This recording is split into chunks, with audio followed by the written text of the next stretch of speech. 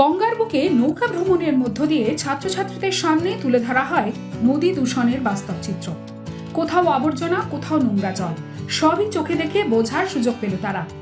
নদী যে কেবল জলধারা নয়, একটি সম্পূর্ণ জীবন্ত বাস্তুতন্ত্র, এই বোধটাই তৈরি করা ছিল এই উদ্যোগের মূল লক্ষ্য, জানালেন জেলা গঙ্গা কমিটির প্রকল্প আধিকারিক প্রীতম মুখোপাধ্যায়। এটা হচ্ছে মূলত ডিস্ট্রিক্ট গঙ্গা কমিটির উদ্যোগে এবং কাটোয়া মিউনিসিপ্যালিটির পরিচালনাতে আজকে এটা educational exposure to nearby STP, FSTP এবং ওয়েটল্যান্ডস। এটা একটা মূলত শিক্ষামূলক ভ্রমণ, যেখানে স্কুলের বাচ্চাদেরকে নিয়ে এখানে 3-4টে স্কুলের বাচ্চাদেরকে এখানে আনা হয়েছে এবং এর সঙ্গে ইকোলজি মানে স্পেশালিস্ট এবং তার সঙ্গে ডলফিন সম্পর্কে রীতিমতন জ্ঞান রাখেন, চর্চা করেন এবং সংরক্ষণ নিয়ে কাজ করেন এরকম ব্যক্তি বিশেষরাও রয়েছে এখানে। তাদেরকে এখানে নিয়ে আসা হয়েছে এবং এটাকে বাচ্চাদেরকে এখানে নিয়ে আসার মেন কারণ হচ্ছে পরিবেশ সম্পর্কে, জলজ প্রাণী সম্পর্কে, পরিবেশ দূষণ সম্পর্কে, জল দূষণ সম্পর্কে বাচ্চাদেরকে প্রাকৃতিকভাবে প্রকৃতির মধ্যে নিয়ে এসে বোঝানো। বর্ধমানের প্রায় প্রতিটি স্কুল থেকে 10 জন করে ছাত্রছাত্রী এই কর্মসূচিতে অংশ নেয়। উদ্দেশ্য একটাই, পরিবেশ, নদী এবং জলজ প্রাণীদের সঙ্গে সরাসরি পরিচয়ের মাধ্যমে সচেতনতার বীজ বোনা। শিক্ষার্থীদের অভিজ্ঞতাও ছিল বেশ সুন্দর। আমাদের প্রকৃতি বিষয়ে আমরা জানতে পারলাম, যেমন আমরা বেঁচে থাকার পিছনেও একটা আমাদের গুরুত্বপূর্ণ ভূমিকা থাকে।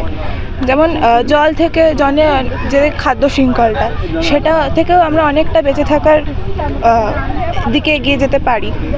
এই যে জলজ প্রাণী বা উদ্ভিদদের সংরক্ষণ কীভাবে করতে হয়, এই বিষয়গুলোকে নিয়ে আলোচনা হয়েছে। হ্যাঁ, এগুলো নিয়ে আলোচনা হয়েছে। যেমন আমরা প্রাণীকে বাঁচাতে পারি। আমরা বাড়ি থেকে যেরকম সাপ, কুমির এগুলো দেখে আমরা ভয় পাই, এগুলো করা উচিত নয়। তারপরে সাপে কাটলে আমরা যেরকম অন্ধবিশ্বাসের মতো দড়ি বাঁধা বা ওঝা এরকম ব্যবস্থা আমরা নিই, সেটা নেওয়া উচিত নয়।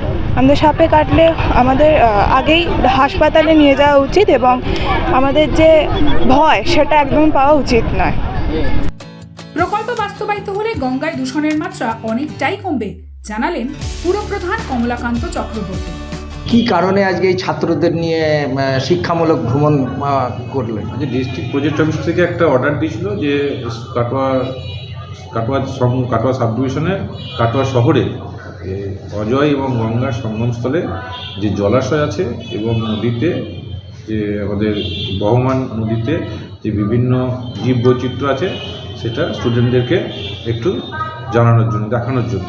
তো সেই জন্য আমরা কাটোয়া শহরের 8টা স্কুলে 10টা করে স্টুডেন্টকে আমরা ডেকেছিলাম আজকে সকাল 10টার সময় উপস্থিত হওয়ার জন্য। শ্রাবণী গেস্ট হাউসে সবাই জমায়েত হয়েছিল। ওখান থেকে প্রথমে আমাদের যে ট্রিটমেন্ট প্ল্যান্টটা আছে ওইটা দেখানো হলো, কীভাবে কাটোয়া শহরের জল পরিশুদ্ধ হয়ে নর্দমার জল পরিশুদ্ধ হয়ে কীভাবে গঙ্গায় গিয়ে পড়ছে এবং গঙ্গাটা যে বিশুদ্ধ থাকছে কীভাবে সেটা দেখানো হয়েছে। এবং যেহেতু গঙ্গা এবং অজয় দুটো সঙ্গমস্থলটা পরিষ্কার জল, সেই জন্য এখানে গঙ্গা ডলফিন শুশুক যে দেখা যায়, এখানে যদি গঙ্গার জল দূষিত হতো তাহলে ওই জলজ প্রাণীটা আমরা দেখতে পেতাম না। সেটা বাচ্চাদেরকে দেখানোর জন্য গঙ্গাবক্ষে ওদেরকে দেখানো হয়েছিল, পরিদর্শন করানো হলো। আর যে জীব বৈচিত্র্য আছে, যে ভ্যারাইটিস প্রজাতির ব্যাঙ, তারপরে বিভিন্ন প্রজাতির যে জলজ প্রাণী আছে, সেগুলোর সম্বন্ধে ওদেরকে জানানো হলো। এই শিক্ষামূলক সফরে গাঙ্গেয় ডলফিন, ঘড়িয়াল সহ বিভিন্ন জলজ প্রাণী গুরুত্ব নিয়ে আলোচনা করা হয়। বোঝানো হয় কিভাবে এই প্রাণীরা খাদ্য শৃঙ্খল নিয়ন্ত্রণ করে এবং পরিবেশের ভারসাম্য বজায় রাখতে গুরুত্বপূর্ণ ভূমিকা নেয়। এক্সপ্রেস নিউজ, পূর্ব বর্ধমান।